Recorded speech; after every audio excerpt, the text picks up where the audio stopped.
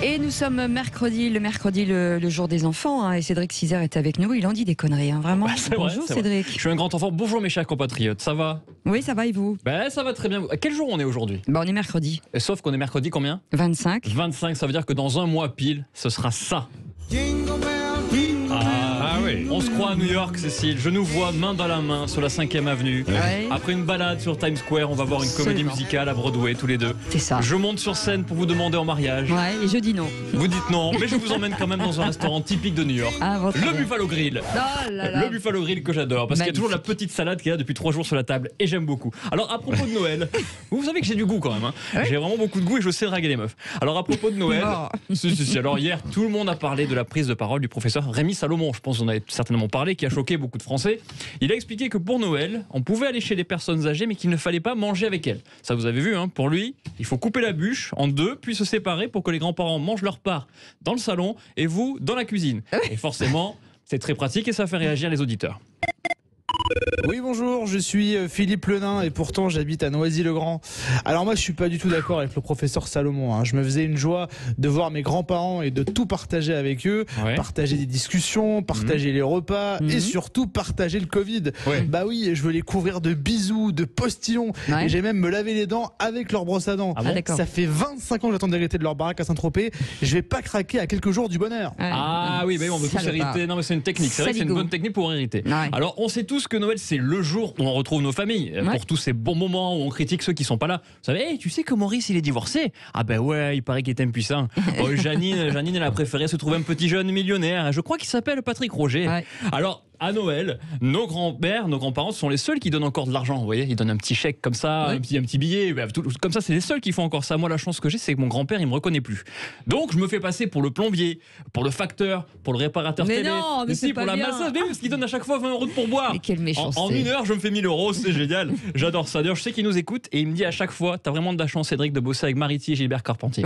C'est vrai. Et vraiment, C'est vrai. il a raison. Non, mais moi, de toute façon, j'écouterai, je sais pas si vous écouterez aussi, les recommandations scientifiques pour Noël. Voilà, je respecterai parce qu'en plus, couper la bûche en deux et aller la manger dans la cuisine pendant que mes grands-parents la mangent dans le salon, ça me changera pas beaucoup. Oui, ça me changera pas beaucoup. Parce que quand je vais chez une meuf pour pécho, on fait connaissance sur le canapé, ensuite on se sépare, elle a un rapport sexuel avec quelqu'un d'autre et moi tout seul chez moi. Donc vous voyez, comme quoi, ça change absolument rien pour moi. Il a une vie pourrie. C'est une tranche de vie que je vous donne comme ça. Alors vous, Patrick, votre jour préféré de l'année, c'est pas le jour de Noël. Non. Ah bon? Non, c'est le jour de ceci. Qu'est-ce que c'est? Ah bon, on a perdu Patrick. Alors là, Mais et si je vous fais ce geste, Patrick? Miss France. Bravo, Patrick Roger. Si vous avez été Miss France quelle année?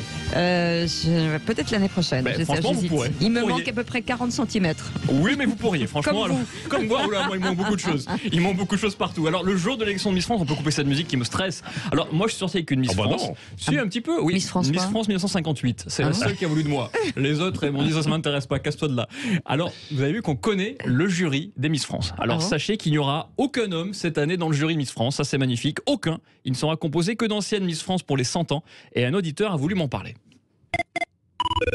Bonjour, je m'appelle Franck Einstein. Ah oui. J'appelle de Malakoff, une ville entre Paris et l'île Maurice. Ah oui, J'ai vu qu'il n'y avait aucun mec dans le jury Miss France. Donc ça veut dire que la Miss France 2021 va être dégueulasse. Et pourquoi? Bah oui, les meufs n'ont aucun goût en meuf. Ah bon? Souvenez-vous quand votre mère vous disait « Mon chéri, je vais te présenter ta future fiancée, tu vas voir, elle est hyper jolie. » Ouais, bah sauf que quand tu découvrais la fille, c'était un mélange entre Elephant Man et Ribéry. Ça, c'est vrai. Et comme on ne peut rien refuser à sa mère, bah ça fait 7 ans qu'on est mariés. Ah, d'accord. Ouais, bah écoute, tu fermes les yeux et puis ça passe quoi. Ah, il a raison, Vous Franck. pensez qu'on est capable de voter pour une fille moins jolie qu'une autre? Alors je pense, je vous expliquerai ça, je pense. Mais surtout, c'est qu'en fait, c'est juste que vous n'avez pas de goût en meuf. Parce que ma mère, par exemple, c'est vrai, il a raison. Ma mère, à chaque fois, elle trouve tout le monde joli. Elle me dit, ah là là, c'est vrai, ce mec, il lui manque 14 dents, il louche, mais franchement, il est très charmant. À chaque fois qu'elle me dit, je te présente cette meuf, elle était pas, c'est pas pour moi en tout cas. D'accord. Et donc voilà, pour faire plaisir aux féministes, maintenant, on n'ose plus avoir un mec dans le jury des Miss France. Un mec n'a plus le droit de juger la beauté d'une femme. Ça va encore alimenter les guerres bidons des hommes contre les femmes. Au lieu de juste faire l'égalité. L'égalité, ça serait bien, 50% de mecs, 50% de meufs. Mais non,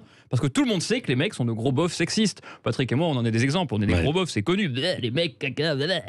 Moi, pas du tout. Moi, tu me mets juré au concours Mister France, je vais pas choisir le plus musclé. Hein. Ah non, je prends le plus dégueulasse. Je suis je suis jaloux, bien sûr, je ne suis que jalousie. C'est terrible. Ce sera pareil pour les Miss France. Et alors, de toute façon, d'ici 5 ans, Marlène Schiappa, elle aura repris la tête des Miss France. Donc, plus personne ne regardera le concours puisque les Miss, elles défileront en combinaison de ski. Bien évidemment. Mais ça peut être sexy, hein. Moi, je suis très très sexy, même en combinaison de ski, donc il n'y a pas de problème. Mais franchement, ils auraient pu prendre au moins, je sais pas, un mec. Amanda Lear, par exemple, ou Vincent McDoom. Vincent McDoom, il fait les deux. C'est parfait. Mais si, ça aurait été un mélange des deux. On l'embrasse, en plus, c'est mon ami. Alors, est-ce que vous avez appris la grande nouvelle ? Omar Sy est raciste. C'est terrible ça. Omar Sy n'aime pas les Noirs. Sur les réseaux sociaux. Sur Twitter, il a posté une vidéo où il reprenait, vous savez, le personnage de Doudou, son personnage mythique, et en chantant Doudou d'Aya Nakamura, votre artiste préféré. Et il s'est fait traiter de raciste, et moi je suis d'accord. Un grand humoriste a voulu nous en parler.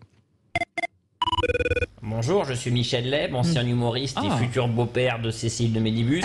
Je voudrais apporter mon soutien à Omar Sy, parce que moi aussi, en tant que personne originaire d'Afrique, je sais ce qu'il ressent. J'ai été vilipendé toute ma carrière, que ce soit pour mon sketch sur les Chinois, la mouche tsetse et le boudon. Ou alors ce sketch qui m'a rendu riche et raciste.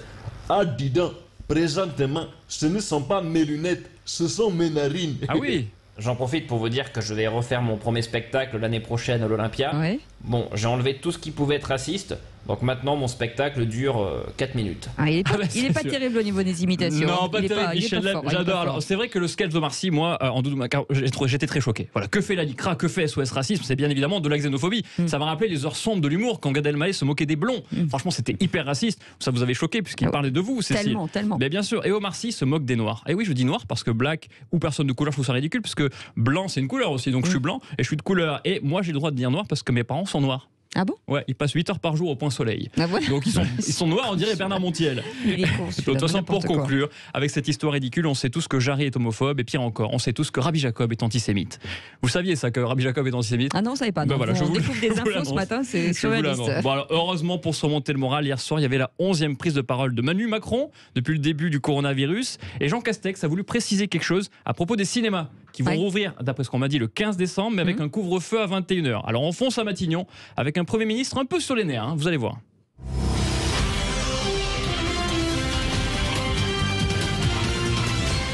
Françaises, Français, le gouvernement vous rappelle que dès le 15 décembre, vous pourrez retourner au cinéma.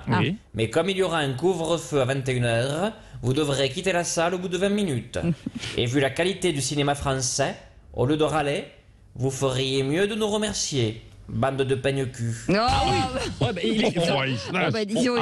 On m'avait dit qu'il était énervé aujourd'hui. Ah oui, il est énervé. Il prépare sa conférence de presse de demain, je pense. Il faut qu'il se détende. On va lui envoyer des tisanes, des tisanes à la camomille. Ça va le calmer. C'est ça. Et on vous souhaite un bon week-end. Eh ben c'est gentil, merci beaucoup. Allez. Dans un instant, la revue de presse, évidemment. Merci Cédric Cizer. La revue de presse, dans un instant, le petit déjeuner de l'actualité. Vos appels 0826 300 300, Arlette Chabot, Elisabeth Lévy, Yves de Kerdrel. Et puis ensuite, nous aurons beaucoup de gens en fait en ligne avec nous, des commerçants, nous irons à la montagne en fait, notamment pour voir comment on réagit après les annonces. Et puis on reviendra avec Daniel Herrero sur Christophe Dominici. Restez avec nous, 8h43.